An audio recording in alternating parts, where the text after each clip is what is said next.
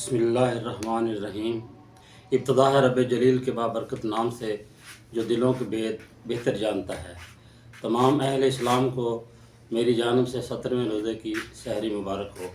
آپ دیکھ رہے ہیں میرا یوٹیوب چینل ایم اے فانی۔ میرا ڈیلی ولاگ روشن رمضان دیکھنے والوں کو میں شکریہ ادا کرتا ہوں، اور نئے آنے والوں سے میں گزارش کرتا ہوں کہ وہ جلد سے جلد میرے اس چینل کو لائک، شیئر اور سبسکرائب کریں اور روشنی کے اس سفر میں ہمارے ساتھ شامل ہو جائیں۔ شکریہ۔ بسم اللہ الرحمن الرحیم۔ وبصوم غد نویت من شہر رمضان۔ اے اللہ تعالیٰ، تیرے لیے ہم نے روزہ رکھا اور تجھی سے اس کا اجر چاہتے ہیں۔ اللہ تعالیٰ، جس طرح تو نے ہمیں 16 روزے رکھنے کی توفیق عطا فرمائی اور آج اس 17ویں روزے کی سحری کر رہے ہیں، اسی طرح ہمیں صحت اور تندرستی کے ساتھ، احترام اور تقدس کے ساتھ تمام روزے رکھنے کی توفیق عطا فرما۔ وصلی اللہ تعالیٰ علی خیر خلقہ محمد وعلی آلہ وصحبہ وآل بیتہ اجمعین برحمتک یا ارحم الراحمین۔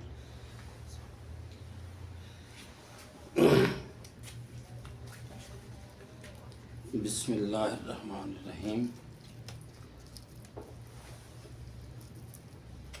بسم اللہ وعلی برکت اللہ۔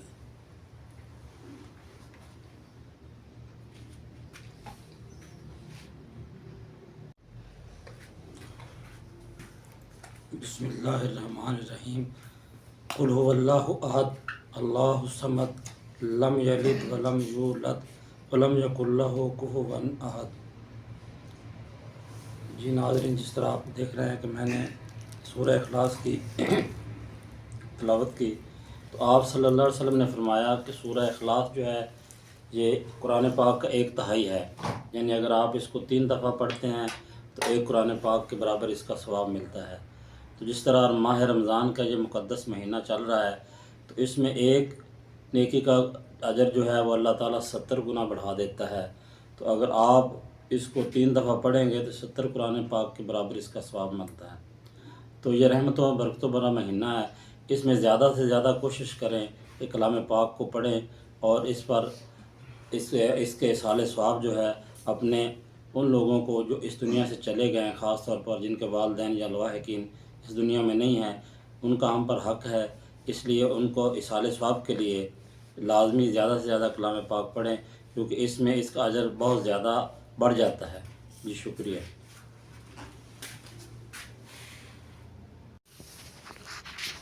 بسم اللہ الرحمن الرحیم۔ حضرت عطا رحمۃ اللہ علیہ فرماتے ہیں، میں نے حضرت عائشہ رضی اللہ تعالی عنہ سے عرض کیا کہ رسول اللہ صلی اللہ علیہ وسلم کی کوئی عجیب بات جو آپ نے دیکھی ہو وہ سنا دیں۔ حضرت عائشہ رضی اللہ تعالی عنہ نے فرمایا کہ رسول اللہ صلی اللہ علیہ وسلم کی کون سی بات عجیب نہ تھی۔ ایک رات میرے پاس تشریف لائے اور میرے ساتھ میرے لحاف میں لیٹ گئے، پھر فرمانے لگے، چھوڑو میں تو اپنے رب کی عبادت کروں۔ یہ فرما کر بستر سے اٹھے، وضو فرمایا، پھر نماز کے لیے کھڑے ہو گئے اور رونا شروع کر دیا، یہاں تک کہ آنسو سینہ مبارک تک بہنے لگے۔ پھر رکوع فرمایا، اس میں بھی اسی طرح روتے رہے، پھر سجدہ فرمایا، اس میں بھی اسی طرح روتے رہے، پھر سجدے سے اٹھے اور اسی طرح روتے رہے، یہاں تک کہ حضرت بلال رضی اللہ تعالیٰ عنہ نے آ کر صبح کی نماز کے لیے آواز دی۔ میں نے عرض کیا، یا رسول اللہ، آپ اتنا کیوں رو رہے ہیں؟ جبکہ آپ کے اگلے پچھلے گناہ اگر ہوتے بھی تو اللہ تعالیٰ نے معاف فرما دیے ہیں۔ آپ صلی اللہ علیہ وسلم نے ارشاد فرمایا، تو کیا پھر میں شکر گزار بندہ نہ بنوں اور میں ایسا کیوں نہ کروں جبکہ آج رات مجھ پر ان فی خلق السماوات والارض واختلاف اللیل والنہار لا ریب لأولی الالباب سے سورہ آل عمران کے ختم تک کی آیات نازل ہوئی ہیں۔ اللہ تعالیٰ عمل کی توفیق دے۔ آمین۔ بسم اللہ الرحمن الرحیم۔ اللہم انت السلام و منک السلام وعلیک یرجع السلام، حینا ربنا بالسلام وادخلنا دار السلام، تبارک ربنا یا ذا الجلال والاکرام۔ ربنا ظلمنا انفسنا وان لم تغفر لنا وترحمنا لنکونن من الخاسرین۔ ربنا آتنا فی الدنیا حسنۃ وفی الآخرۃ حسنۃ وقنا عذاب النار وقنا عذاب القبر وقنا عذاب الحشر وقنا عذاب المیزان۔ ربنا لا تزغ قلوبنا بعد إذ هديتنا وهب لنا من لدنك رحمة إنك أنت الوهاب۔ لا الہ الا انت سبحانک انا کنا من الظالمین اللہم اکفنی بحلالک عن حرامک واغننی بفضلک ومن سواک صلی اللہ تعالی علی خیر خلقہ محمد وعلی آلہ وصحبہ وآل بیتہ اجمعین برحمتک یا رحمن۔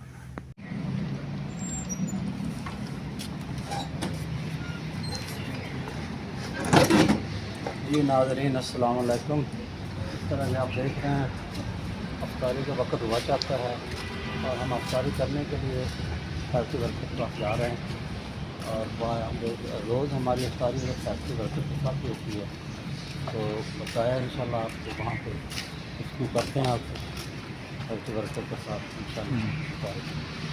ٹھیک ہو گیا۔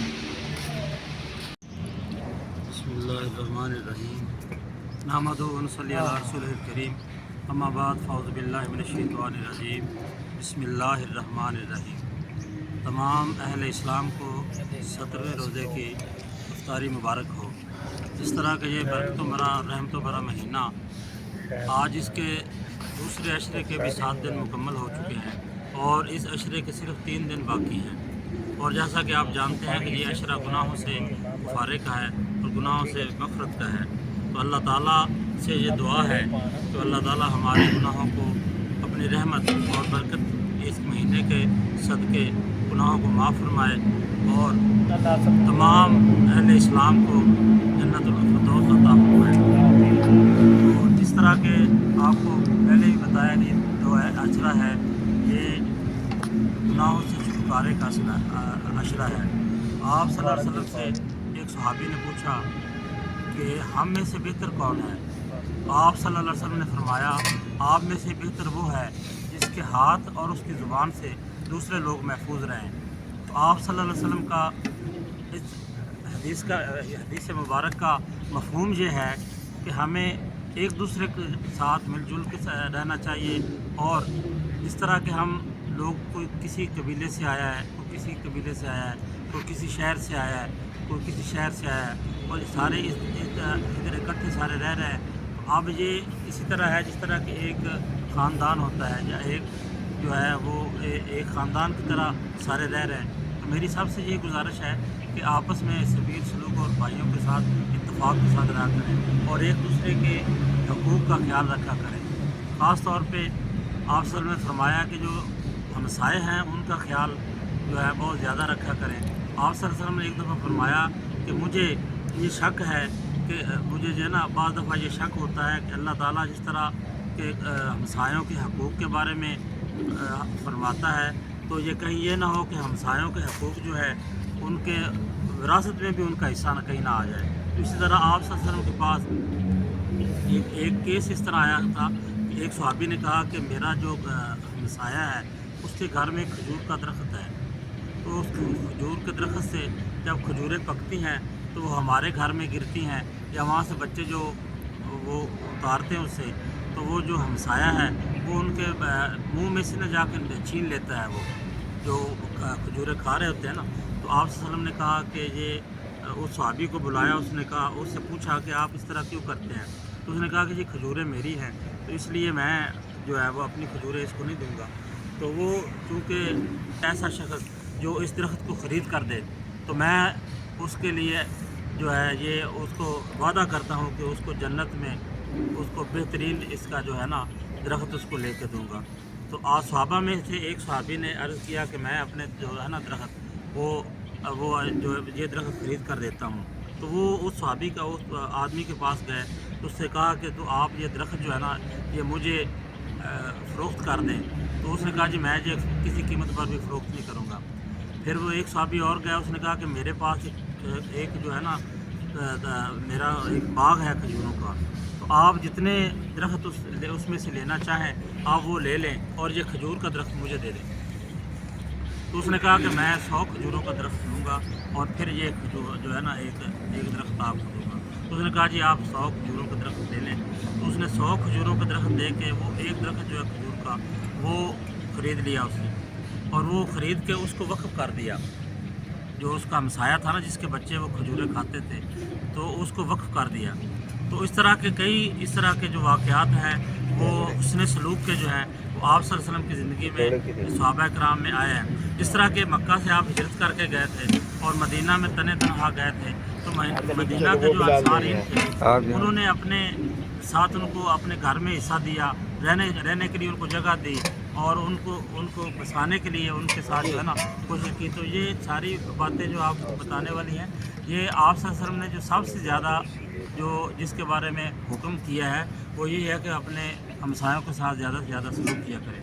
तो इस तरह मेरा आपको कहने का मकसद ये है, सब इकट्ठे रहते हैं और भाइयों की तरह रहते हैं, तो आपस में सबील सलूक के साथ रहा करें। ये दुआ करें। अल्लाहुम्मा लका सुमतु व बिका आमनतु व अलैका तवक्कलतु व अला रिज़्क़िका अफ़्तरतु। अल्लाह ताला हमने तेरे लिए ही रोज़ा रखा और तुझी से इसका अजर चाहते हैं। जिस तरह तूने हमें 17 रोज़े रखने की तौफ़ीक़ अता फरमाई, बकिया रोज़े जितने भी हैं उनको हमें एहतराम और अक़ीदत के साथ रखने की तौफ़ीक़ अता फरमा और इस माह रमज़ान के तक़द्दुस के और हुर्मत को हर दर्जा निभाने की कोशिश, हर दर्जा निभाने की तौफ़ीक़ अता फरमा।